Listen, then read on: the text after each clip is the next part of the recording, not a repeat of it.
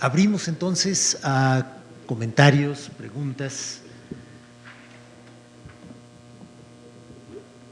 Por favor, Roberto, Juan Carlos, perdón. Me estaba confundiendo el nombre después. Me parece muy interesante y muy valiosa toda la información que genera INEGI, porque definitivamente hay muchos productos que muchas veces no se conocen y evidentemente al no conocerse no se usan, y son muy importantes pues para diferentes ejercicios, desde ordenamiento territorial, desarrollo urbano, etcétera, etcétera, ¿no? Me parece importante también esta labor que han estado realizando de trabajar ya en equipos interinstitucionales, desde zonas metropolitanas, el sistema urbano rural, etcétera, etcétera, porque eso también ayuda al instituto a ver precisamente los requerimientos y las necesidades que tienen las otras instituciones, principalmente las que generan políticas, ¿no? Y en este caso, bueno, abundan mucho para generar nuevas informaciones que ya permiten tener una mayor calidad de nivel en términos de esa información que se genera. Yo traería acá la experiencia que se había hecho en CONAPO de hace 10 años aproximadamente, con la clasificación de las localidades rurales, que creo que a lo mejor pudiera ser bastante bien complementario con el sistema urbano rural, dado que ahí lo que se hizo fue una reclasificación de las localidades rurales en términos de su ubicación geográfica, en términos de su ubicación cercanas a ciudades, a localidades intermedias, a carreteras y localidades aisladas, lo que daba también un marco de interpretación muy interesante en términos de cuáles eran las localidades que tenían tanto los mayores problemas y los mayores rezagos en términos de la ubicación, en su cercanía a otras localidades o ubicación, o que se encontraban francamente aisladas, y que permitía tener ya un relieve y un valor agregado de otras cosas, que a su vez podía permitir también la implementación de, por lo menos ciertas ideas o ciertas guías de política, que pudiera permitir entonces, bueno, definir ya centros que pudieran tener alternativas de atención para estas comunidades aisladas. Gracias. Silvia Yorguli, por favor. Bueno, primero que nada me da mucho gusto tener en una mesa a las dos áreas del INEGI, que son áreas de interés para este seminario, para el trabajo que hacemos muchos de nosotros, y qué bueno que aceptaron la invitación a participar en esa mesa. Segundo, yo creo que en este tema que tiene que ver con distribución territorial, y un poco como invitando a la información que cree uno que se podría avanzar. O sea, yo veo que hay un gran avance en términos de diagnósticos, de generación de información por parte de ustedes, por parte de otras instituciones que están usando la información que generan, como los atlas de riesgo, etcétera. Entonces, lo que yo voy a decir son cosas como a lo mejor muy puntuales, a lo mejor provocando o intentando provocar un poquito la discusión hacia temáticas que podrían ser emergentes, y creo que una de ellas que tiene que ver con el tema de distribución territorial es el de movilidad y el de migración. Entonces, nosotros tenemos desde hace muchísimos años, y así se hace y se hace en muchos lugares del mundo, la forma en la que estamos captando todas las preguntas con movilidad, que es lugar de residencia hace 5 años, ¿no? Y que otra vez viene el problema de escalas, porque en la información censal pues básicamente es a nivel estado, no a nivel municipal. Me parece que ahora en la encuesta intercensal sí se va a poder captar a nivel municipal, pero bueno, yo quería preguntar, en esta cosa, cuando uno está viendo, por ejemplo, que muchos de los efectos de adaptación al cambio climático tienen que ver con movilidad, que puede ser movilidad definitiva o que puede ser movilidad en respuesta a ciertas sequías o a ciertos problemas de inundaciones o algo, pero que tal vez impliquen después un retorno a las zonas, pues pensar si habría otros esquemas o sería de interés en esta discusión de vincular las respuestas al cambio climático en el tema de distribución territorial y movilidad, otras formas de captar las preguntas de movilidad, ¿no? Por ejemplo, como hacen en otros países que tienen en algunos de los instrumentos el lugar de residencia anterior o el lugar de residencia, además del de 5 años, el de 1 año antes. La otra sería, por ejemplo, la posibilidad de vincularlo con otros instrumentos y a lo mejor también aquí la información o el tipo de trabajo que hace Luis Jaime sobre competitividad de las ciudades, que es la parte, por ejemplo, de actividad económica, o sea, ya no distribución de toda la población en términos de volumen, edad y distribución etaria y sexo, sino, por ejemplo, ver la distribución de la población en edades laborales y por sector de actividad, ¿no? Si eso algo sería algo de interés también en términos de estas vinculaciones, pensando en algunos de los aspectos analíticos que se comentaron en la sección de la mañana. Y pues apunté muchas cosas, pero ya nada más voy a decir dos más, ¿no? Una pregunta muy concreta tendría que ver con la calidad de la información, ¿no? O sea, una discusión que tenemos continuamente, o sea, tiene que ver con la evaluación de la información y el problema de la calidad de la información, sobre todo la demográfica para áreas pequeñas en términos de su cobertura, ¿no? Entonces, en esta mesa, que es donde estamos viendo la dispersión, pues no sé si pudiera hablar en específico Walter sobre ese aspecto, cómo ve él el tema de la calidad de información y además el uso de otras técnicas indirectas para estimaciones de áreas de población en áreas pequeñas. Y como ya dije que ya nada más uno, el último es que yo creo que es muy afortunado que esté Arturo en esta mesa y en esta sesión, y en la sesión, o sea, en la parte de la mañana ya nos hablaste más de las partes como analíticas, o sea, también tú cómo lo conceptualizas, pero bueno, también como con esta parte ya más directa de informar política pública, pues a lo mejor si tú nos podrías hablar un poquito también de hacia dónde ves como las necesidades de información. Gracias, Silvia. Bueno, justamente Arturo había pedido la palabra, así que…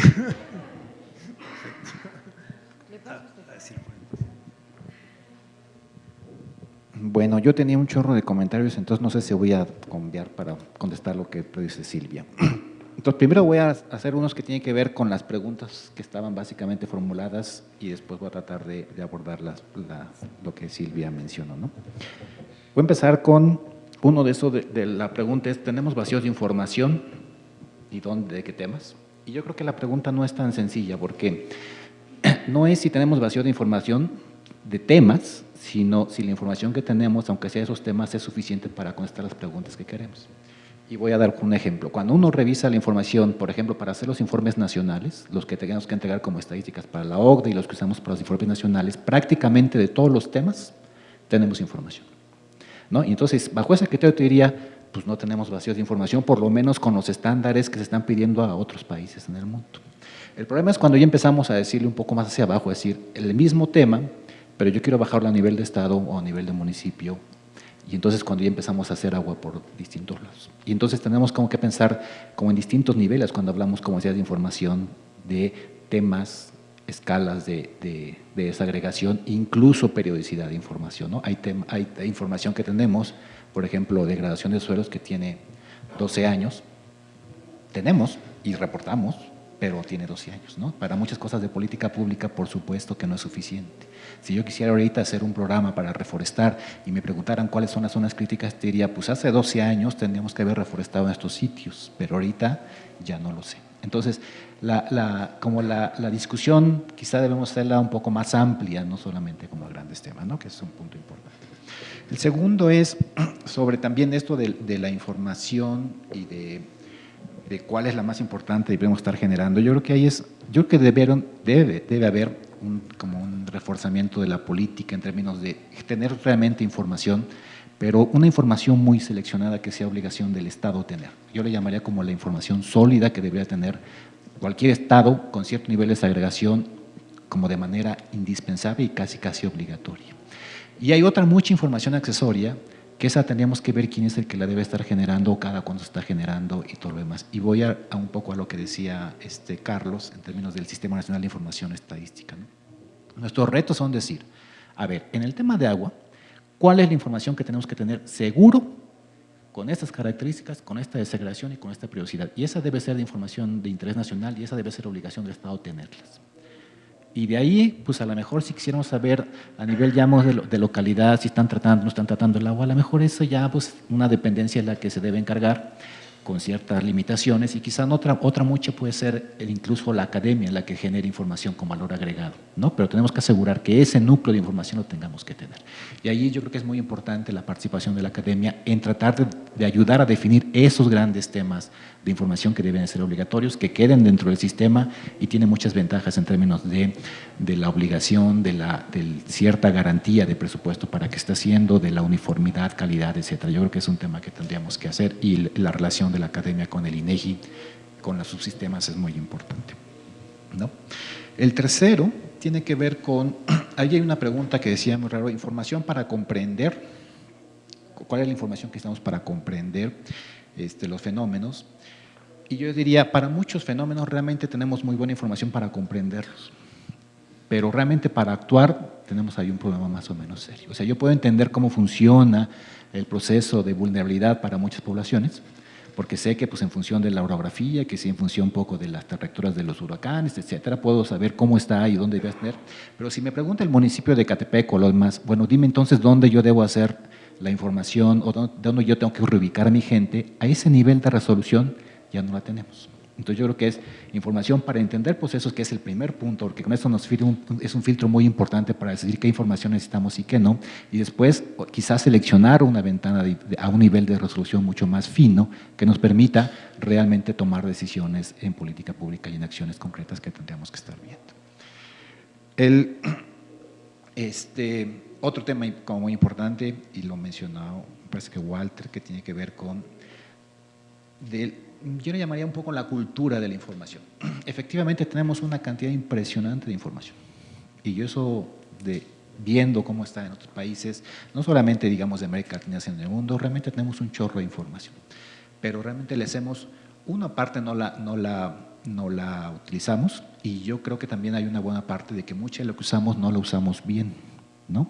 Y yo muchas veces decíamos, pues es como las medicinas, que uno puede tener una muy buena medicina, pero si la tomamos mal, pues no nos da el resultado que queremos. Y yo creo que también en el cosa de la información, muchas veces no tenemos esa cultura de información para usar bien la información, y muchas veces interpretamos de manera incorrecta la información porque nada más lo tomamos como si fuera el remedio en el súper, y no estamos como claros de lo que está atrás de la información, ¿no? Y eso hay muchos ejemplos de eso. Yo creo que tenemos que trabajar mucho en la cultura de la información, porque muchas veces más información no es tener mejor información o conocer mejor los más, ¿no?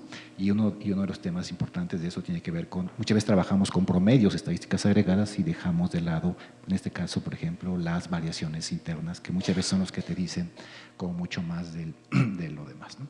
Y el último punto de lo que yo traía ahorita con eso de Silvia tiene que ver con lo de la relevancia de la información, que es un tema muy complicado, eso de cuál es la información relevante y cuál es la información prioritaria. Carlos no me dejará mentir. Ahora que se está haciendo este proyecto del que mencionaba con el BID sobre las capacidades de los distintos países para la generación de estadísticas ambientales, y debe ser aplicable para todo, había una pregunta que sonaba muy sencilla, que decía, pues tal información y dime qué tan relevante y qué tan prioritario es para la política. Parecería muy sencillo, pero si yo le pregunto, quizá Carlos va a decirme, pues este es muy relevante, y si le pregunto a otra gente va a decir, esta es poco relevante. ¿Quién toma la decisión de qué tan relevante puede ser la información para la política nacional? Porque si me preguntas a mí como biólogo o ecólogo, yo te puedo decir las que yo creo, pero si me preguntas como sociólogo o como demógrafo, seguramente las califican diferente. ¿Quién es el que decide cuál es la más relevante? Yo creo que es una.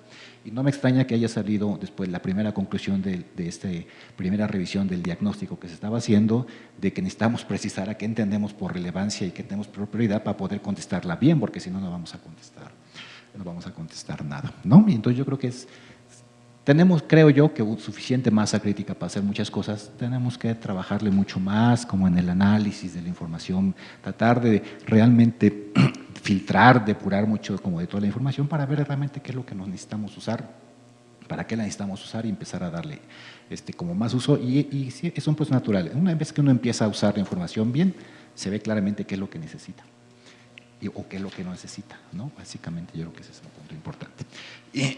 Y voy a nada más como acabar como tocando algo de políticas, y voy a referirme al tema de cambio climático, que lo platiqué incluso hoy en la mañana con Cecilia Conde. Llevamos ¿cuántos meses estar discutiendo cuál sería un índice de vulnerabilidad, ¿no? Y hemos pasado de hacer unas propuestas, unos índices complicadísimos, para ver cómo podemos medir vulnerabilidad para poderlos tener.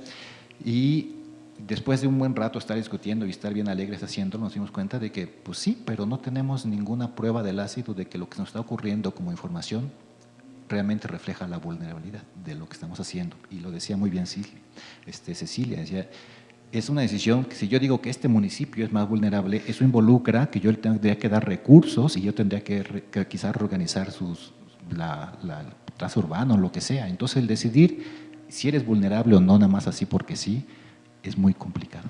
Y luego, el que lo haya yo decidido, a lo mejor y le decía a Cecilia, a lo mejor resulta que los municipios más vulnerables dependen básicamente porque están en los sitios donde pasan los huracanes, hagamos o lo que no hagamos, pues van a seguir siendo vulnerables por eso. Y entonces, ¿cómo relacionamos información dura con información que es importante para la política y que permite de alguna forma mejor ubicarlo, ¿no? Yo creo que esa parte de empezar a analizar la información que uno quisiera tener todo el tiempo del mundo para poder estar trabajando en esa parte como de ejercicio intelectual, yo creo que es lo que necesitamos hacer. Y en la medida que se conozca lo que se trabaja en análisis, como aquí en el Colmex, podemos ir como mejorando mucho de los que en principio somos proveedores de información, que bueno, yo he estado en los dos lados y pues sí, cuando estaba al otro lado decía, ay, es que no tiene nada y la información la verdad es que tiene muchas inconsistencias y no sé qué, pero la verdad es que hasta que uno la empieza a utilizar es cuando se da cuenta de las inconsistencias o de las necesidades de información, ¿no? Entonces, este vínculo entre usuarios, en este caso para preguntas de frontera,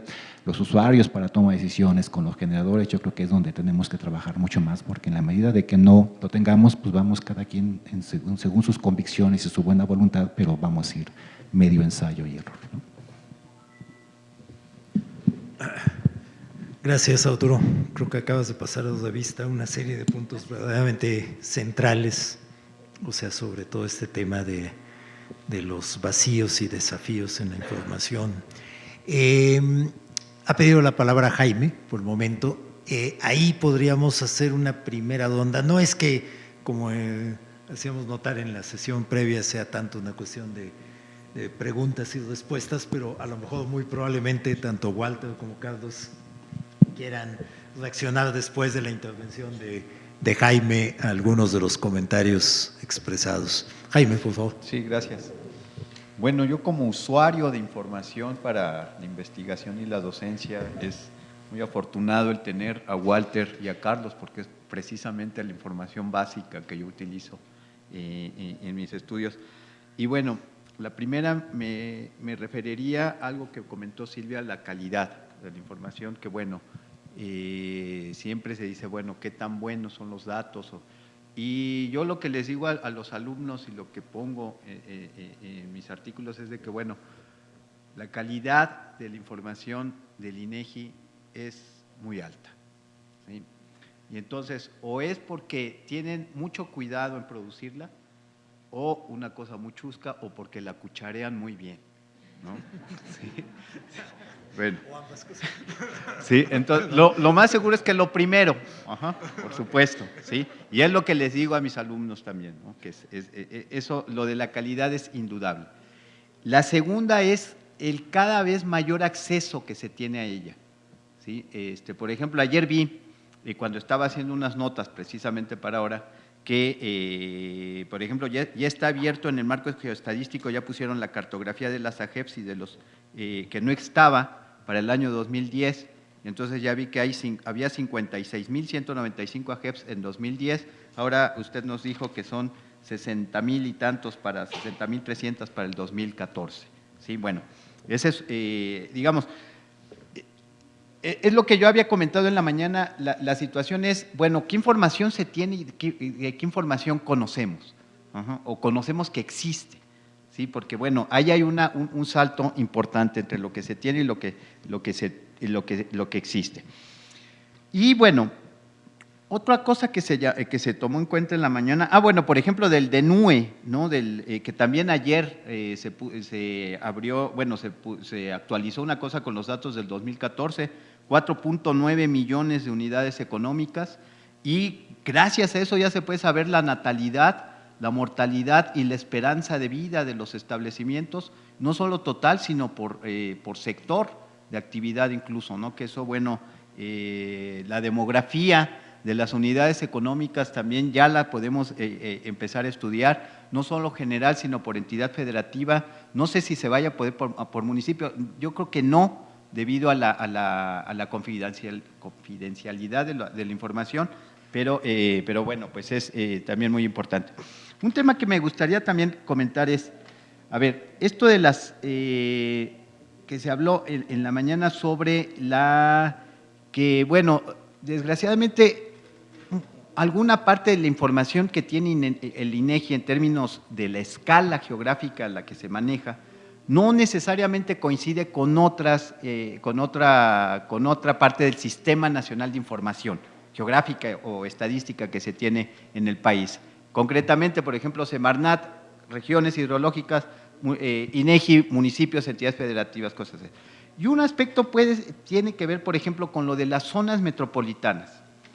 Las zonas metropolitanas fueron creadas en Estados Unidos en 1950 con un propósito no tan estadístico, sino fue un propósito más bien hacendario y de política pública. Decir, bueno, estas van a ser zonas homogéneas o unidades territoriales homogéneas a las cuales se les van a aplicar principios homogéneos de estadística y que van a estar sometidos a principios homogéneos también de recaudación de impuestos y de una… Entonces, el concepto de zona metropolitana es oficial en Estados Unidos, si bien las define la Oficina de Censos o el Buró de Censos de los Estados Unidos, esa es una delimitación territorial que permea a todo el sistema de información, no solo a todo el sistema de información, sino a todo el sistema de planeación. Aquí ya avanzamos en una delimitación oficial dada por INEGI, Cedesol, Consejo Nacional de Población, ¿sí? Por ejemplo, ahorita en la convocatoria que tienen ustedes de CONACYT, CONACYT-INEGI sobre proyectos de investigación, uno de los temas era sobre la delimitación, una propuesta de delimitación de zonas metropolitanas. Eso está bien, pero me salta porque, bueno, entonces no estamos tan convencidos de la delimitación que se tiene, eso es por un lado. Y por otro lado, bueno, si ya tenemos esta delimitación oficial, ¿cuál tendría que ser el siguiente paso para que se reconocieran estas zonas metropolitanas como unidades espaciales oficiales o unidades espaciales a las cuales podemos tener podemos asegurar un conjunto de información homogénea, ¿sí? Que no solo la de INEGI, no solo la de CONAPO, sino de las distintas instancias que producen información. Y un último dato, una última cosa sobre es que la tengo que decir, sobre los censos económicos, ¿sí? Esos tenemos disponibilidad, así como el censo de población se tiene a nivel manzana. El de censos económicos lo tenemos en la página web, en los censos económicos, ya sé porque es mucho más complejo, pero no se podría tener, por ejemplo, personal ocupado por AGEF, por los 19 sectores de actividad. Con eso ya nos abre la riqueza de la información del censo económico, ¿sí? Ya sé que tiene 200 variables, esas no las podemos bajar a nivel AGEP, pero a lo mejor si nada más con esta personal ocupado por sector, por cada uno de los 19 sectores de actividad por AGEP urbana, eso nos daría una riqueza muy importante en términos, por ejemplo, de dónde vive, dónde trabaja la gente y empatarla o tratarla de empatar con esta pregunta del censo de población, usted dónde vive y usted dónde trabaja. Con el censo económico, pues ya sabemos cómo se distribuye la población y cómo se distribuiría la demanda ocupacional en las ciudades, que por cierto, bueno, representan pues ya el 60-70% de la población total del país, ¿sí? Bueno, gracias. Perdón. Porque no quiero que se vaya a malentender lo que dije sobre la calidad de la educación, de la información. O sea, yo coincido con Luis Jaime, además uno lo ve, por ejemplo, en los censos, la mejora de la calidad de información, pero la información siempre es mejorable en términos de calidad, o sea, en todos los países se discuten, ¿no? Entonces, no quisiera verlo como una crítica hacia el trabajo de INEGI, sino decir, hay una problemática real en la captación de información en comunidades dispersas, pequeñas, que ya nos mostró Walter, que son muchísimas, Entonces, bueno, como si hay un reto ahí también en términos de los limitantes para captar esa información, pero no como una crítica al trabajo de… No, claro, sin duda, la información siempre es perfectible, ¿no? Por supuesto. Bien, Walter, ¿algún comentario? Bueno, en cuestión de la calidad de la información, pues ha sido un proceso largo de la construcción del INEGI, del Sistema Nacional de Información, de la conformación de estructura regional sólida, su estructura regional con sus coordinaciones estatales, con su soporte tecnológico también, y bueno, mecanismos de automatización de la cartografía, por ejemplo, la cartografía que se utiliza para los levantamientos, está sujeto a un sistema extraordinario de actualización en los mismos estados, las brigadas. Hay muchos elementos de desarrollo institucional, de infraestructura, que han permitido asegurar más la calidad. Ahora, desde luego, esto de las localidades volátiles, chiquitas, de 1 a 2 viviendas, y que de repente son 190 y tantos mil, y luego son 150,000, esa es una dificultad que radica precisamente en las características de este país, su extensión, su diversidad, su orografía, su dispersión. Entonces, efectivamente, esta movilidad que se hace referencia también está afectando bueno, de repente es real el que haya disminuido el número de localidades o haya aumentado considerablemente, pues siempre existe esa pregunta, bueno, o hubo algún problema en el operativo. Lo único es que hay controles, controles documentados con sistemas automatizados de seguimiento, de supervisión, de los entrevistadores, los jefes de zona, los jefes de municipio, los jefes, y cada vez están más depurados. Incluso los sistemas de seguimiento a los operativos ya son automáticos, o sea, sobre cada semana se tienen reportes de avances, y todos esos elementos ayudan a tener confianza en la información, pero la complejidad del país ahí está aún todavía. Ahora, parte de los retos que está difícil todavía resolver es precisamente lo que tendría que ver con registros administrativos de una gran cantidad de acciones individuales, de acciones institucionales, de lo que se hace en el país, pero que dependen de sistemas de registro administrativo avanzado. Por ejemplo, los suecos nos visitaron y nos mostraban cómo las variables censales se fueron transfiriendo a registros administrativos. Allá por los 50 empezaron y poco a poco fueron quitando variables del censo, pero las captaban en registro administrativo, hasta que ya no hicieron censos. Pues sí, pero tienen un sistema de registro tan avanzado que cuando una persona cambia de lugar de residencia, se da de baja en un municipio, se da de alta en otra. Alcanzar ese nivel de conciencia y de registro estadístico y de cultura estadística para nosotros todavía es muy remoto. De hecho, uno de las dificultades, de los grandes vacíos que tenemos es que no tenemos el registro completo de los individuos con su cédula, ¿verdad? Tenemos la credencial para votar, pero es población de 18 y más. No tenemos la cédula individual con fotografía, huella digital para todos. Hay países, bueno, sobre todo los nórdicos, que ya están en esa. También, por ejemplo, Chile ya también ha avanzado, pero son dimensiones diferentes. Suecia tiene 10 millones de habitantes, aquí los pasamos con más de 110 millones. Entonces, hay dificultades, hay vacíos de información que vamos a seguir padeciendo por un buen tiempo. Ahora, han surgido nuevas tecnologías sumamente interesantes. Ya en algunos países pueden detectar la movilidad de la población con los celulares y mediante contratos, acuerdos con las compañías telefónicas, llegan a un acuerdo y la información sobre movilidad, dónde están los individuos, la captan estadísticamente y grafican por horas dónde están los individuos, cómo se pasan de un lugar a otro por los fines de trabajo y demás. Hay en el INEGI también una línea de investigación, se llama estadística experimental, que está explorando opciones también para enriquecer las fuentes de información. Ahora con el Big Data, que ya por todos lados salta, pues también se están buscando esas opciones. Pero las opciones tradicionales del registro estadístico tan importantes todavía, pues ahí se le está batallando.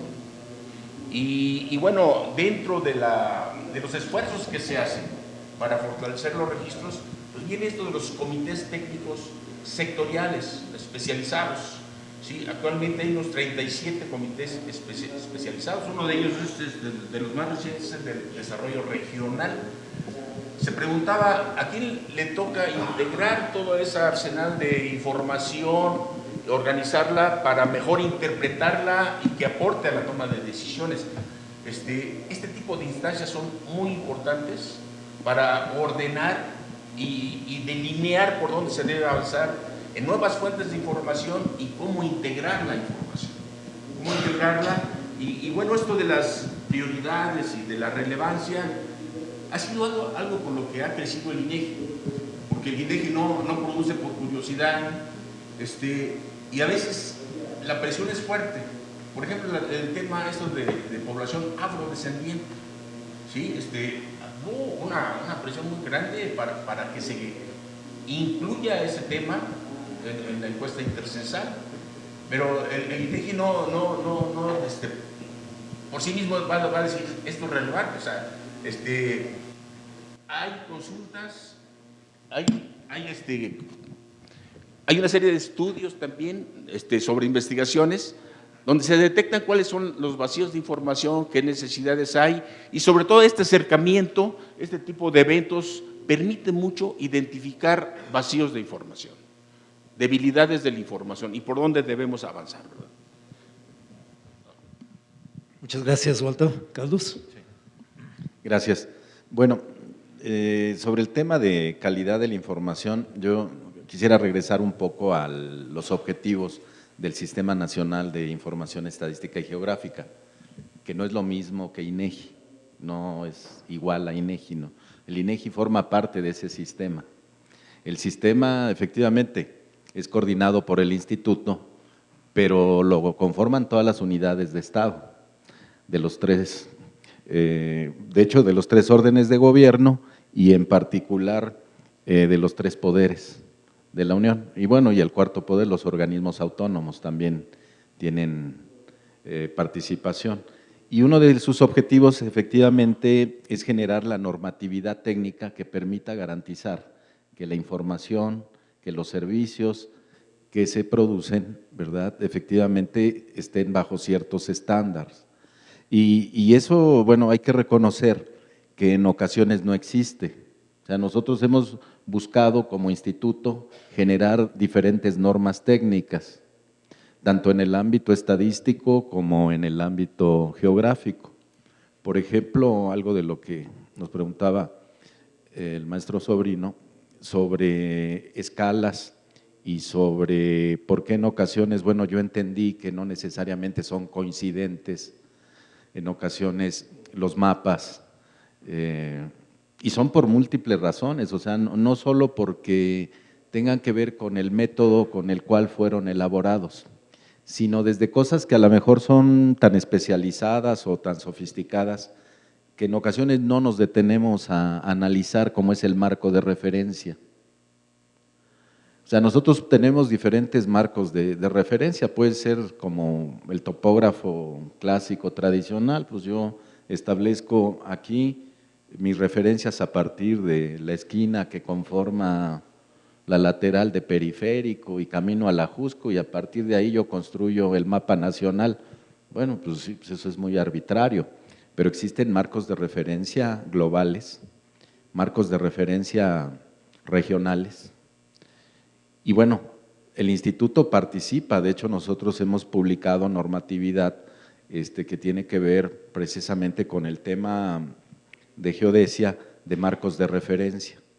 En ocasiones, bueno, nosotros nos hemos encontrado cuando nos piden instituciones que van desde Pemex a otras y nos llevan su inventario, su catastro, ¿verdad? Y nos dicen, bueno, ¿y esto por qué no coincide?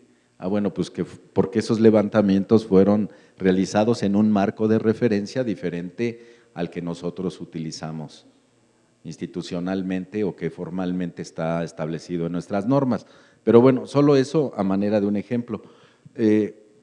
La calidad la podemos entender si conocemos, por ejemplo, algo que en lo que nosotros hemos trabajado en particular en la Dirección General de Geografía y Medio Ambiente, por ejemplo, si conocemos los diccionarios de datos. Pues si quieren ustedes, es la letra chiquita que nadie lee. Entonces, ¿cómo vamos a entender la cartografía que nosotros producimos si no conocemos los diccionarios de datos? Y más aún los metadatos. De hecho, nosotros publicamos una norma técnica sobre metadatos que algunos de ustedes probablemente ya nos la observaron y vamos efectivamente a hacer algunos cambios, algunas precisiones para mejorarla. Entonces, si tenemos los diccionarios de datos, si tenemos normas técnicas, si tenemos metadatos, es posible que entendamos mejor si esa información satisface o no nuestras necesidades. Y algo que es muy importante y es, digamos, dentro de otros objetivos del Sistema Nacional de Información Estadística y Geográfica, son las declaratorias de información de interés nacional. Para que una información alcance, digamos, esa categoría, tiene que pasar un proceso en el cual efectivamente es valorada y documentada en todas sus etapas el proceso de generación de esa información. Y no es algo sencillo. Por ejemplo, si ustedes revisaran nuestra ley, prácticamente lo único que está considerado en términos legales como información de interés nacional son los censos, el DNUE y algunas encuestas, ¿verdad? Por ejemplo, lo que tiene que ver con índices de precios. Todo lo demás tiene que pasar por todo un proceso para ser llevado a la declaratoria de información de interés nacional. Les pongo el caso de la carta que mencionamos de uso del suelo y vegetación. Para haber llevado esa carta, incluso nuestra carta topográfica, para declaratoria de información de interés nacional, sin exagerar, pasaron años. ¿Y por qué pasaron años? Porque efectivamente se asumía, bueno, pues si lo que hoy es la Dirección General de Geografía tiene 40 años de producir la Carta de Uso del Suelo y Vegetación, pues ya está todo documentado, ya está todo debidamente clarificado. No, pues la sorpresa es que ni nosotros mismos, debemos reconocer, teníamos la documentación que soportara para que esa iniciativa prosperara. Incluso, efectivamente, también Arturo estuvo en esas discusiones y es algo que efectivamente no estamos habituados a hacer. En ocasiones tomamos la información, un poco lo que comentaba Arturo hace rato, bueno, bien, venga, pues es lo que hay y a partir de eso concluyo. Pero efectivamente, muchas veces no se quiere emprender, y me refiero por parte de algunas unidades de Estado, la promoción de estas iniciativas, porque efectivamente es un cambio radical de paradigma, totalmente. Bueno, algo que comentaban brevemente, quisiera hablar sobre lo de la delimitación de las zonas metropolitanas. O sea, efectivamente, lo que estamos buscando ahora en el grupo es replantearnos la metodología que a la fecha hemos venido usando. ¿Por qué? Porque un poco como decía Walter, hoy en día, si nosotros queremos entender las relaciones funcionales, urbanos, rurales, dentro de las zonas metropolitanas, pues no podemos seguir conformándonos con el monto de población y la distancia lineal. Y hoy casi en esas andamos. Y ustedes dicen, bueno, ¿y esta metodología cuánto tiene? Pues yo a ciencia cierta no sé, pero tiene muchos años. Y realmente hoy existen herramientas como las que se comentaban. O sea, hoy podemos no solo medir esa relación funcional, sino el tema de movilidad que se comentaba, a través de otras técnicas, de otras herramientas, pero bueno, que no se voltean a ver. Es más cómodo seguir trabajando en el análisis de las zonas metropolitanas con la metodología que se ha venido aplicando, pero bueno, eso lo estamos planteando en el grupo de trabajo. Ya por ahí existen algunas algunas propuestas, por ejemplo, entre otras, yo regresaría al tema de Red Nacional de Caminos. Antes no teníamos una Red Nacional de Caminos. Por ejemplo, en la Red Nacional de Caminos, bueno, primero es una red que geométricamente es correcta, o sea, topológicamente está bien construida, pero la ventaja de esa red es que tiene muchos atributos. O sea, ustedes saben si es de 1 o 2 carriles, si es revestido o no, si existen puentes o no, si existe tal o cual infraestructura en esa red, por ejemplo, toda la infraestructura de Capufe, etcétera.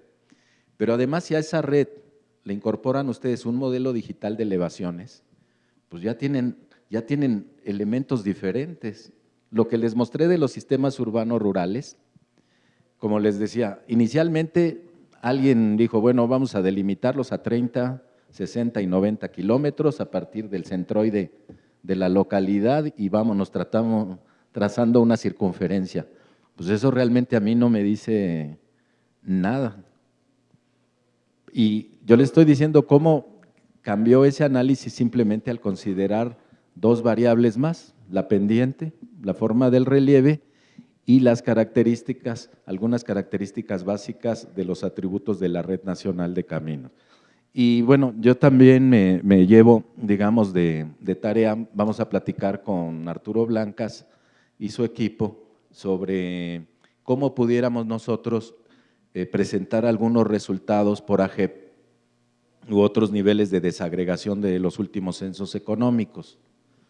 Con ellos trabajamos incluso el DENUE. El DENUE ya está hoy en día en Mapa Digital de México, no solo en la publicación específica, que se llama así DENUE.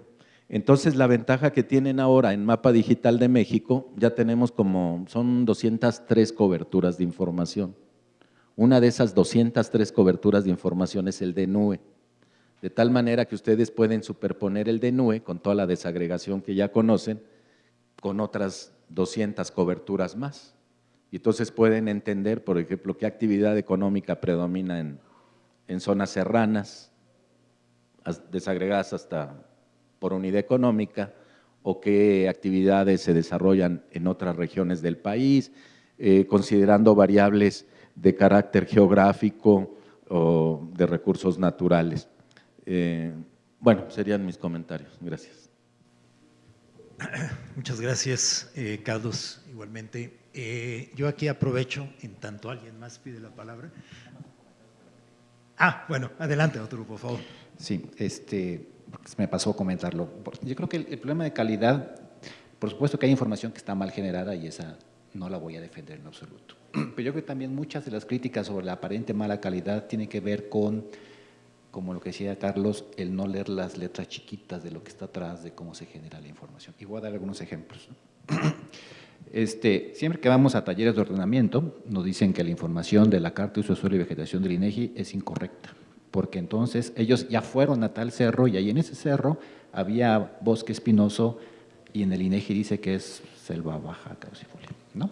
Y efectivamente puede que tengan la razón, pero la Carta de Uso de Suelo y Vegetación, por la escala que tiene, no está como para tener esas cositas. Cuando uno saca la estadística nacional es bastante coherente y efectivamente podrá tener errores de ese tipo, pero no te cambia como la realidad nacional sustancialmente, ¿no? Entonces, pues sí, necesitaríamos cartas de uso de suelo y vegetación, quizá a escala 1 a 50, 1 a 20,000, 1 a 10,000, para cosas muy precisas a nivel municipal. Entonces, no, ¿es mala la carta? Le diría, pues, para la escala que necesita, pues no. Para otras escalas, pues simplemente no es adecuada. No sé si eso llevamos mala calidad o ultra mala calidad, ¿no?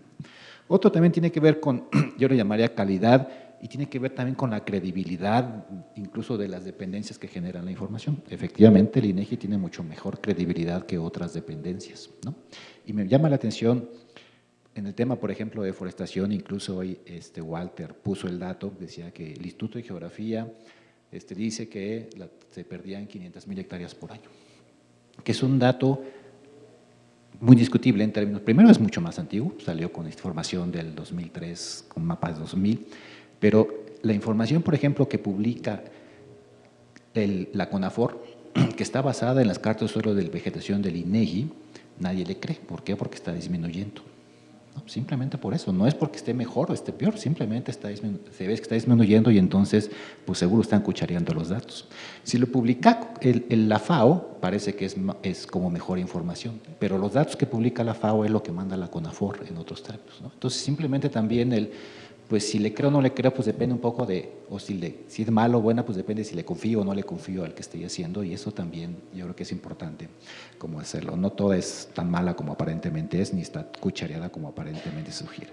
Y el tercero tiene que ver también con que si la calidad, cómo se ve afectada por la forma en que se está midiendo. El proceso de generación de información, por supuesto que tiene que ir evolucionando y cada vez va mejorando en la mayor parte de los casos del cómo se genera. Pero cuando uno de repente utiliza esa información sin darse cuenta bien lo que está atrás de ello, puede hacer unas muy malas interpretaciones que uno como funcionario lo meten en problemas. Y voy a dar un par de ejemplos, ¿no? Si uno revisaba la NOM de especies en peligro de extinción 94 y luego revisa la NOM 2010, uno ve cuántas especies había en 94, cuántas especies había en el 2010, y entonces resulta que del 94 al 2010 subieron 200 y tantas especies, o más, no me acuerdo, muchas más. Entonces uno sale un periodicazo. En 6 años se afectó la diversidad. 200 tantas de esas especies ahora están catalogadas como en peligro de extinción, por decirte algo. Cuando uno revisa el procedimiento, pues no es así. Realmente se mejoró la información con la que se podía generar la norma, hay más especies que tienen información y simplemente se actualizó. Si estaban más amenazadas hace 10 años o no, no sabemos, pero la mala interpretación que de repente uno puede tener cuando agarra estadísticas así medio sueltas, puede como quedar mala información. Y como ese tenemos un chorro, bueno, lo de deforestación, por supuesto, hay otro muy claro, el de superficie degradada, con erosión hídrica, por ejemplo, teníamos un dato que era, primero, que pasaba 69% de superficie del territorio afectada, con un criterio muy particular que le llamaban zona de afectación. Luego había otro estudio que marcaba 12% con otra metodología. Temporalmente pareciera como que tenés nueva información, pero no es una actualización de información, simplemente es información con otro procedimiento. CONAFOR le encargó un trabajo al colegio de posgraduados, o a Chapingo, no recuerdo, y resulta que ahora pasamos de 11% a 19% de erosión hídrica en el país, pero es el cambio de método, no es porque realmente pudiéramos ser comparables del 2002 al 2010 y el INEGI sacó otra que todavía no hemos hecho pública y estamos revisando porque pasábamos a casi el 50%. Dijimos, pues pero no va a ser periodicazo, por supuesto, pero lo que tenemos que discriminar es qué tanto de eso, a lo mejor es la realidad, pero tenemos que ver qué tanto ve como un efecto del método en el que se generó y no realmente de un proceso real que está ocurriendo en la vida real, ¿no? Entonces, sí es un poco lo que yo me regresaba a la cultura de la información y tener mucho más que simplemente ver el dato, revisar de dónde está generado como para que realmente hagamos un uso responsable de la información, porque yo creo que en la medida que tengamos más esa cultura podemos sacarle mucho más jugo y hacer como mucho menos lo demás, ¿no? Y nada más para comentar lo comentó Carlos, pero eso de información de interés nacional, además de las ventajas que tiene para su generación, en principio una de las especificaciones es que una vez que se genera o que se declara como información de interés nacional, es de uso obligatorio y oficial para todas las dependencias del Estado.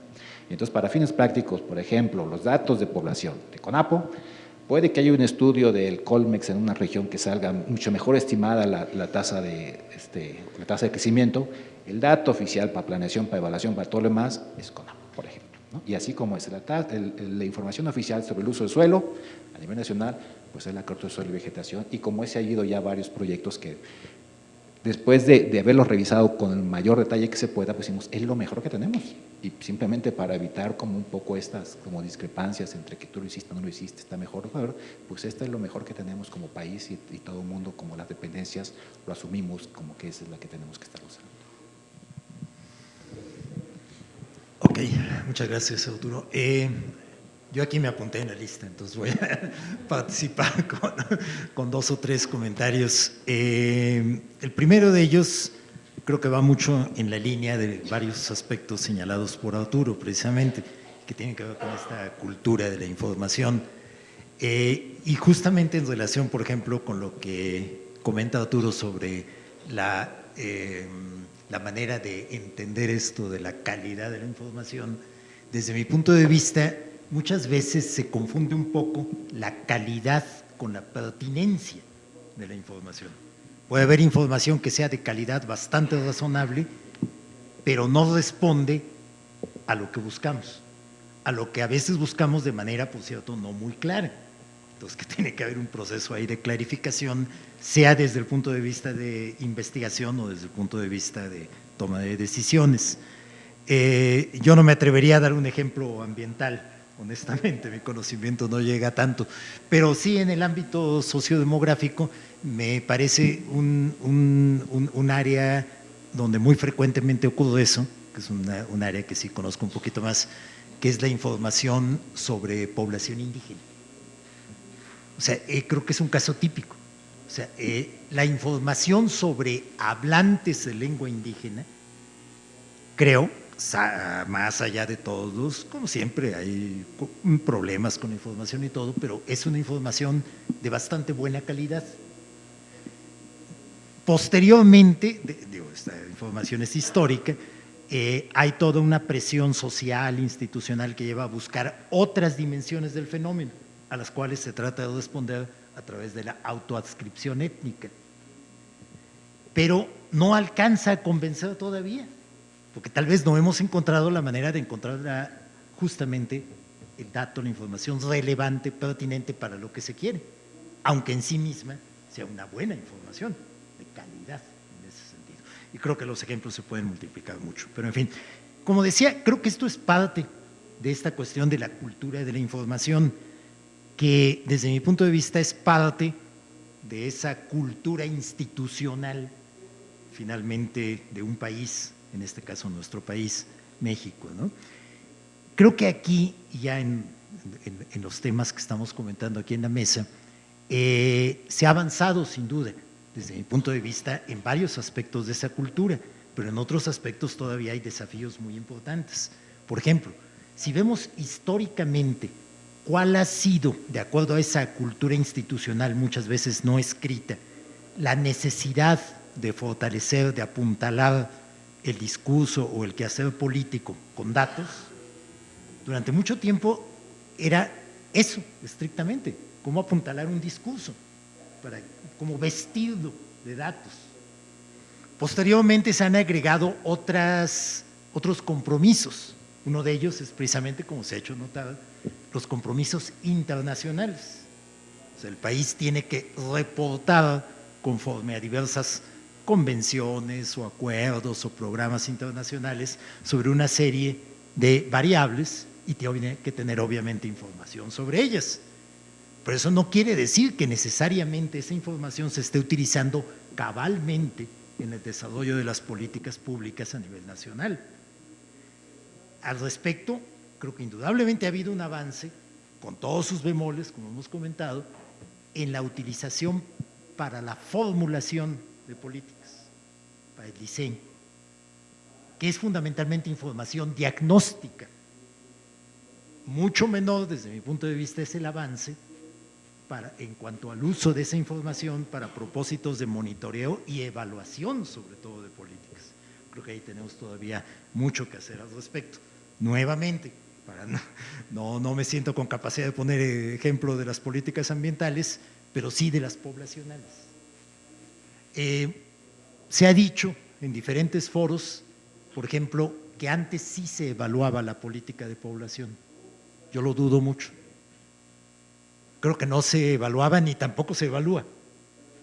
Creo que el hecho de tener una información básica que indique un cambio demográfico, descenso de la fecundidad o lo que ustedes quieran, y constatar que después de unos años de hacer algo en la política pública bajó, eso no es evaluar la política. Simplemente constatar un cambio, que habría que ver en qué medida se debió a la política y si otras dimensiones de la política funcionaron cabalmente, que es lo que se evalúa en políticas públicas. Y ahí ya termino mi comentario. Creo que este es un área muy interesante para el Sistema Nacional de Información Estadística Geográfica. Creo que está claramente a nivel del sistema. ¿Cómo contribuir a la generación, a la sistematización de esa información útil, relevante para el monitoreo y para la evaluación de políticas? ¿Sí? Creo que es algo donde todavía tenemos mucho que hacer al respecto. Finalmente nos remitimos mucho a información, digamos, de naturaleza más básica, más del fenómeno como tal, ¿sí? Que nos va a permitir constatar en un momento dado incluso impactos de la política, y qué bueno, pero en el medio hay una gran cantidad de información que ya no la genera el INEGI, que la generan muchas veces los propios sectores, las propias instituciones responsables de las políticas, que es información programática, información administrativa, de diferentes tipos de registros, etcétera, etcétera, donde me parece todavía nos falta hacer mucho como país para fortalecerla, para identificarla, para recuperarla, para sistematizarla y sobre todo para utilizarla. Recuerdo haber comentado esto en varias ocasiones justamente por ejemplo, con directores regionales del INEGI. Es algo creo que lo tienen muy presente, tal vez por una mayor cercanía con el ejercicio de la gestión pública a nivel local en ese aspecto, ¿no? Y bueno, ya para terminar únicamente, perdón, en cuanto al tema de la utilización de la información, creo que también otra cuestión a la que es importante atender muy de cerca en este sistema nacional es el del fortalecimiento de capacidades. O sea, tenemos aquí un nivel determinado, un nivel de interlocución magnífico. O sea, esta interlocución con responsables de programas públicos federales, investigadores, etcétera. Yo les puedo decir como exfuncionario de Naciones Unidas que en pocos países se puede tener a ese nivel, o sea, con ese detalle, con esa fundamentación. Pero muchas veces cuando pasa uno ya a otros niveles de las administraciones públicas, sobre todo locales, sí hay un salto muy grande. Entonces, ahí también mi impresión, no solo la mía, también la de ex colegas del sistema de Naciones Unidas, es que ha faltado un esfuerzo más sistemático, más constante de fortalecimiento de esas capacidades que lleven a efectivamente poder utilizar y aprovechar toda esa información existente y la que se va a seguir generando y mejorando en el futuro a esos niveles sobre todo. Bueno, hasta ahí esa parte. Carlos, por favor. Sí, sobre esto último, yo creo que sí es muy importante hacer un comentario. La verdad es que institucionalmente hacemos, creo, un esfuerzo extraordinario precisamente por capacitar y sobre todo en la normatividad técnica. O sea, yo creo parte de las respuestas de cómo podemos avanzar o cómo podemos mejorar tiene que ver mucho en que establezcamos reglas, en que establezcamos marcos de referencia y que tengamos la normatividad técnica que francamente sí debemos reconocer, nos falta mucho por caminar. Y en ese sentido, yo quisiera ponerle solo un ejemplo, la norma técnica de domicilios geográficos, que pudiera ser algo así como muy obvio, ¿no? Si a alguien le preguntamos su domicilio, pues le suena que es lo más común y conocido del mundo. Pero ya cuando uno, por ejemplo, pues yo los invito a que hagan un ejercicio que siempre recomiendo, cuando regresen a casa, tengan un chance, saquen todos los comprobantes que llegan a su casa, del banco, de la luz, del agua, del predial, y si los comparan, no hombre, o sea, van a encontrar cosas, yo recuerdo de las quizás más dramáticas, si algunos de ustedes recibían el servicio de la Compañía de Luz y Fuerza del Centro, que hoy ya no existe, ellos tenían delimitado el registro para describir el domicilio en más o menos 50 caracteres alfanuméricos. No, por ejemplo, si ahí yo quisiera meter lateral, viaducto, presidente, Miguel, Alemán, número, no, pues ya, no llegué yo creo que ni a terminar Miguel Alemán, o sea, y todo lo demás, no había dónde meterlo. De hecho, yo recuerdo, en aquel momento estaba en el SAT, realmente fue dramático, si ustedes también recuerdan, cuando se declara la extinción de esa empresa. Entonces toma la rienda CFE y le pasan todos sus registros administrativos. Y los registros administrativos, ¿qué eran? Pues eran los números de los medidores. Y claro, antes se llevaron los mapas donde estaban identificados los medidores. Ustedes recordarán que nos llegó a casa un cobro así como que el promedio del no sé qué, del último periodo, una estimación. Bueno, esto es una muestra de lo que sucede cuando no existe siquiera una norma tan elemental. Ahora, si ustedes entran a conceptualizar lo que es domicilio, igual alguien puede decir, no, hombre, pues domicilio, todos sabemos lo que es un domicilio. Pues no. O sea, por ejemplo, el domicilio fiscal, el domicilio conyugal, y bueno, yo no sé cuántas definiciones más, pero hay muchas, y cada una tiene una aplicación específica, ¿no?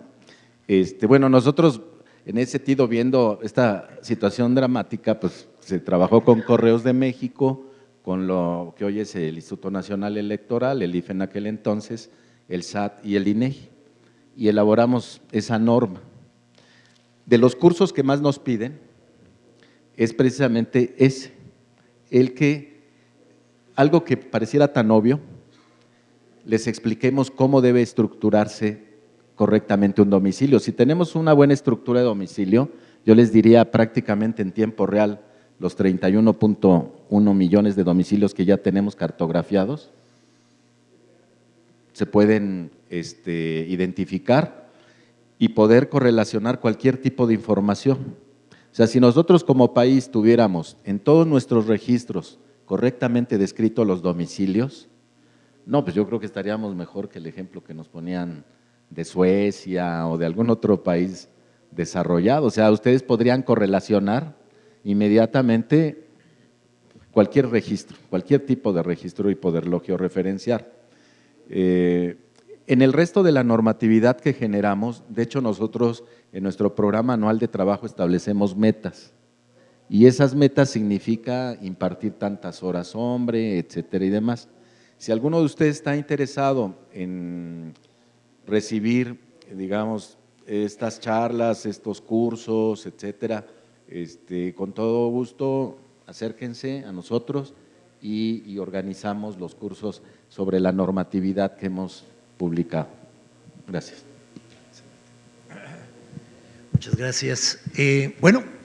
Abrimos para una última ronda de comentarios. Jaime, por favor. ¿Alguien más? Silvia. Tal vez no venga al caso, pero no, yo creo que sí. Bueno, es el escenario apropiado. ¿Cuáles, desde su punto de vista, van a ser los alcances de la encuesta intercensal? Es decir, ¿para qué nos va a servir y para qué no nos podría servir en términos de un análisis longitudinal?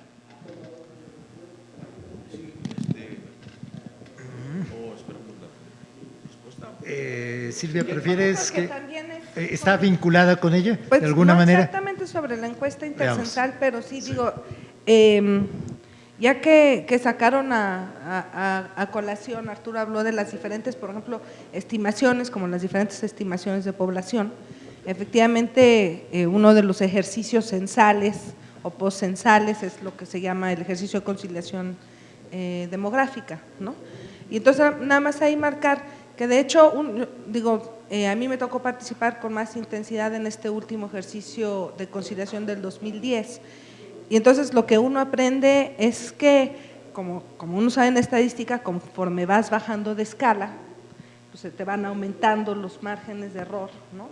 Y entonces, si tienes dudas de la población nacional, y luego lo bajas a estatal, y luego lo bajas a municipal, y luego lo bajas a localidad, y piensas que el dato de población es uno de los insumos básicos para planeación urbana, ¿no? O para planeación de ordenamiento territorial, lo que hemos estado trabajando, pues ahí hay un problema que no es un problema del INEGI, es un problema de estimación, porque pues así es, ¿no?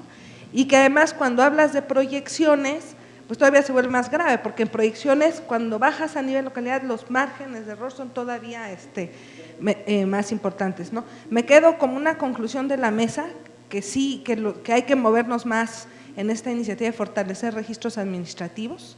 A lo mejor ahí la pregunta es no solamente en términos de nacimientos y muertes, que para dinámica demográfica es lo primero que uno piensa, pero también en términos, yo supongo que toda la parte de catastro y eso también entra como registro administrativo. ¿no? Entonces, como un tema que es importante por esta mesa. Ese es el que estaba relacionado un poco con, de alguna manera, ahora que viene el ejercicio de la encuesta intercensal. Y el segundo tema tiene que ver con que este es un año de definición de muchos objetivos, de agendas internacionales de desarrollo social, etcétera, ¿no? De hecho, por ejemplo, el tema de la afrodescendencia, en el que finalmente sí va a estar en la encuesta intercensal, ¿verdad? Entiendo que sí está en la encuesta intercensal. También responde, por ejemplo, a la agenda internacional latinoamericana en población y desarrollo, porque se deriva de un convenio a nivel de la región sobre el tema de afrodescendencia, que bueno, que en varios países de América Latina pues tiene mucha importancia. Entonces ahí hay como un juego en algunos foros que a mí me tocó participar. Decían, sobre todo participantes, por ejemplo, de la INE, si es que nos están pidiendo que generemos indicadores que para nosotros no nos sirve de nada, se los vamos a dar porque nos los están pidiendo, ¿no? Porque son los organismos internacionales, pero a la hora de traducirlos para política no nos sirven porque los niveles que están marcando ya no corresponden con nuestra realidad, o porque lo que ustedes están concentrados, por ejemplo, en temas de salud, a nosotros nos interesa más el aumento de cáncer cervicouterino y el cáncer prostático que el cáncer de mama, ¿no? Por decir algo. Entonces era así como, en esta parte de estadísticas ambientales con perspectiva internacional y vinculado con desarrollo social, pues cómo se ve ese tema. Okay, gracias. Gracias. Bueno, la cuestión es de esta pregunta de si nos va a servir o no nos va a servir. La verdad es válida para cualquier tema, ¿verdad? Porque pues, cada grupo de usuarios tiene sus preferencias y entonces de la diversidad de proyectos que hay, ¿verdad? Módulos de encuestas especiales, no a todo mundo le interesa, y hay a veces intereses muy específicos, institucionales, y se incorpora un módulo a la ENOE. Entonces, la verdad no podemos decir que les va a servir a todos de la misma manera. Ahora, pues es un proyecto que responde a muchas inquietudes de los sectores. Es una forma en que se atienden requerimientos de información de varios sectores, ¿verdad? Y dentro de la diversidad de proyectos, incluso de repente nos encontramos con la necesidad de decir, bueno, ya hay suficientes encuestas que han captado vivienda, por ejemplo, y parece ya redundante seguir captando vivienda y si tienen energía eléctrica cuando ya determinados fenómenos son ampliamente conocidos, pero sin embargo, bueno, siguen los requerimientos y requerimientos ya justificados, ¿no? Entonces, la encuesta va a responder sobre todo a los sectores interesados en la encuesta, ¿sí? Y ahorita que mencionan estas variables especiales, pues también, o sea, hay por ejemplo, también el tema de discapacidad. A lo mejor no todo el mundo está involucrado en el tema, pero hay un sector que le interesa sobremanera ese tema, ¿no? Entonces, aquí sí las preferencias temáticas son muchas. Y por cierto, a propósito de un poco volviendo a la calidad, la calidad no se limita nada más en la confiabilidad, que tiene que ver en la confiabilidad, en una adecuada cobertura de lo que se va a captar, en la veracidad, en cada una de las respuestas, y que por cierto, la veracidad tiene que ver con la problemática peculiar de cada variable. No todas las variables tienen la misma probabilidad de captarse con la misma veracidad, hay unas muy complejas, pero bueno, la confiabilidad está por un lado compuesta por la cobertura y la veracidad de las respuestas, pero también está la exigencia de rigor conceptual. El rigor conceptual ligado a la relevancia, y esto es que responda realmente a la inquietud del usuario, del investigador, pero además el rigor conceptual no nada más es la definición teórica, sino también operativa a través de las preguntas y que se traduce en un operativo. Pero también está la exigencia de estandarización, de comparabilidad, ¿verdad? De mantener mínimos de comparabilidad internacional, pero también a través de la historia de determinado proyecto. Y a veces nos enfrentamos en la disyuntiva de se mantiene la comparabilidad o se avanza en rigor conceptual para captar mejor el fenómeno. Por ejemplo, a la OIT ahora resulta que después de 40 años de que pues defendieron la tasa de desempleo abierto bajo una definición, resulta que ahora reconocen que hay que modificarla. Pero hubo toda una labor de 40 años internacional para que los países fueran comparables. Luego está también la exigencia de oportunidad, ¿verdad? Los datos tienen que ser oportunos y eso implica también ajustar los procesos de tal manera que la información sea oportuna, que no se tarde como anteriormente años para salir los resultados. Hay otros requisitos también de la calidad, la facilidad para la consulta, y la accesibilidad a los datos. La accesibilidad a los datos también ha sido objeto de mucha atención, de tal manera que ahora está el laboratorio de microdatos, que está en desarrollo, pero hasta ese nivel. Entonces, esto de si va a servir o no servir, la encuesta, la verdad, dependerá de los interesados en las variables que se van a captar. Ahora, lo del diseño muestral, siempre está sujeto el diseño muestral a esos errores, ¿verdad? Y mientras más se desciende en el desglose geográfico, en el desglose de una clasificación o en un cruce de variables, ahí entramos ya al campo de que ya no es significativa la información. Y ahí sí, pues depende en realidad de la variabilidad, ahora sí, de cada variable, ¿sí? Pero pues es una gran diversidad de variables que hay que analizar. O sea, no es pareja la calidad y la problemática de este aspecto de la confiabilidad de las variables. Entonces, esto es, se refiere a la encuesta, no sé si quedó algo Ok, muchas gracias. Bueno, ¿hay algún otro comentario, pregunta, cuestión que agregada? Bueno, pues entonces… Arturo, por favor.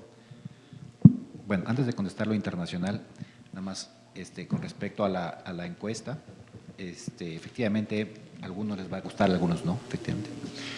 Nos prometieron que ahora sí al menos nos iban a dar la incertidumbre asociada a las variables, para por lo menos saber cómo los debemos interpretar bien. Yo creo que ese es un paso muy importante. Y el otro también, que lo comentó ahorita Walter, pero también es muy importante, es que incluso en el mismo ejercicio del censo, tienen como definido para el esquema muestral las variables más importantes que ellos consideran como relevantes, pero puede haber otras que a lo mejor su variabilidad puede ser mucho más grande porque el esquema de muestreo no estaba aplicado para eso, ¿no? Entonces, es una invitación para que se use responsablemente, pero en principio, cuando nosotros nos lo platicaron y se discutió en el Consejo Nacional, era como un trade-off entre decir, podemos sentar a todo mundo, pero con muy poquita información, o mejor, ahora hacemos una encuesta con suficiente buena calidad, una amplitud como para tener un error estándar chiquito, pero ampliamos el número de preguntas como para atender un chorro de inquietudes que había, ¿no? Y pues si me preguntas esto, yo creo que va a dar muy buena información y mucho más variada. Y con respecto al punto ahora sí de la agenda internacional, ese es como un tema gigantesco porque efectivamente, por ejemplo, ODM, un chorro de los objetivos ODM, nosotros tenemos que estarlos reportando y estamos en uno de tantos comités que hay en este sistema es el de los Objetivos de Desarrollo del Milenio y hay varios, unos no están bien definidos, pero hay otros que efectivamente para México no eran tan importantes, pero había que estarlos reportando porque pues a nivel internacional estaba. Y ahora que se están poniendo los post-ODM, que son los Objetivos de Desarrollo se llama Desarrollo Sustentable, pues está procurando un poco cómo lo hacemos para que sigan siendo globales, pero además tengan relevancia nacional y no estemos como, pues nada más contestando porque es un compromiso y que realmente se utilicen para las políticas públicas. Los ODM por muchos años, empezaron en el 2002 que se propusieron, hasta el 2005 y 2006 hicimos el primer informe y fue medio de compilación, no porque estuviéramos trabajando nada, nos salíamos bien en varios indicadores, pero porque por sí lo estábamos haciendo y lo entregábamos como reporte de avances, pero no había prácticamente nada de integración de esas metas en las políticas. Se intentó que para el Programa Nacional, para el Plan Nacional de Desarrollo se incluyeran, la verdad es que no se incluyeron prácticamente nada, y seguimos reportando tal cual, y ahora que están los ODS, que están a la mitad de sexenio, pues quizá los incorporemos para el 2018, alguna de esas prioridades. No lo sé si va a ocurrir, pero efectivamente muchas veces cumplimos y somos bien cumplidores hacia afuera, pero realmente poco aprovechamos como esos foros para realmente impulsar políticas nacionales. Gracias, Arturo. Y bueno, habiéndote referido a los ODMs, me es inevitable hacer un comentario adicional. Digo, ahora sí que desde el punto de vista de justamente de cómo se vio la experiencia desde Naciones Unidas, me parece que efectivamente se cayó en gran medida en una especie de fetichismo de los ODMs, en donde la gran preocupación era si México iba a dejar de cumplir 1, 2 o 3, y siempre con los que México no pudo cumplir enteramente fueron, además de algunos relacionados con cuestiones ambientales, obviamente el de la mortalidad materna, ¿no? Esto fue altamente publicitado. Sin embargo, no debemos olvidar que ese tipo de indicadores, y sobre todo los ODMs, tal vez ahora se mejore un poco la cuestión con el panorama de los ODS, pero los ODMs, sin duda, eran un marco muy insuficiente para valorar realmente los esfuerzos nacionales, sobre todo en el caso de un país como México, todos lo sabemos, eran indicadores sin ningún ánimo peyorativo, pero sí debemos decirlo así, muy africanizados, ¿sí? O sea, su relevancia para países de desarrollo emergente, intermedio, como le quieran llamar, como México, pues era realmente ya muy limitada en ese aspecto. Hubo un planteamiento interesante al que desgraciadamente no se le dio la suficiente continuidad, pero que a lo mejor habría que rescatarlo más adelante, por ahí por 2002, 2003, una cosa así. El gobierno de México lanzó proyectos, seguramente ustedes escucharon, de más allá de los objetivos de desarrollo del milenio, en donde CONAPO en su momento jugó un papel bastante activo en ese sentido. Fue muy bien valorado por las agencias de Naciones Unidas, sobre todo por las agencias representadas aquí en el país, porque precisamente más allá de los objetivos de desarrollo del milenio era más allá en varios sentidos. Era más allá en el sentido de incorporar variables que fueran de mayor relevancia en un contexto como el mexicano, más allá en los tiempos, ¿sí? Más allá también en los niveles de desagregación poblacional, territorial, etcétera, ¿no? Desgraciadamente no tuvo la suficiente continuidad, fue un esfuerzo bastante valioso, pero tal vez habría que contemplarlo en el futuro, ¿no? Ahora que ya se liberen los nuevos ODS, ver de qué manera tener un cuerpo más amplio de indicadores que a la vez que dé respuesta a ese compromiso internacional del país, dé también puntos de referencia útiles a nivel nacional, ¿no? Bueno, bien, si no hay alguna otra intervención, yo nada más quiero hacer una brevísima reflexión sobre la mesa en su conjunto, la mesa que iniciamos ahora en la mañana, estaríamos concluyendo. Me parece que ha sido sumamente rica, verdaderamente creo que las ponencias, las intervenciones, los elementos discutidos, sin ser por supuesto exhaustivos con respecto a las preguntas y a las inquietudes, que por supuesto son muchísimas al respecto, han sido extraordinariamente valiosas, verdaderamente. Tenemos ahí una tarea aquí importante de rescatarlos en la relatoría, en esta síntesis que habrá de compartirse mañana. Esperaremos haber recuperado los puntos principales, pero bueno, entiendo que los materiales mismos presentados, etcétera, todo esto va a estar a disposición de todos los interesados. Yo creo que es parte de esta permanente socialización de de la información y el conocimiento. Y pues por último, quiero, bueno, en primer lugar, agradecer muy sinceramente, en este caso a nuestros ponentes de este segmento, a Carlos Guerrero y a Walter Rangel, y entregarles también su reconocimiento en este sentido. Agradecerles de veras muy sinceramente que hayan acudido a la invitación, que hayan contribuido con elementos muy sustantivos al desarrollo de la sesión y por supuesto a todas y todos ustedes por su participación. Creo que a nombre de Jaime y del mío, no sé Jaime si tú quisieras agregar algo.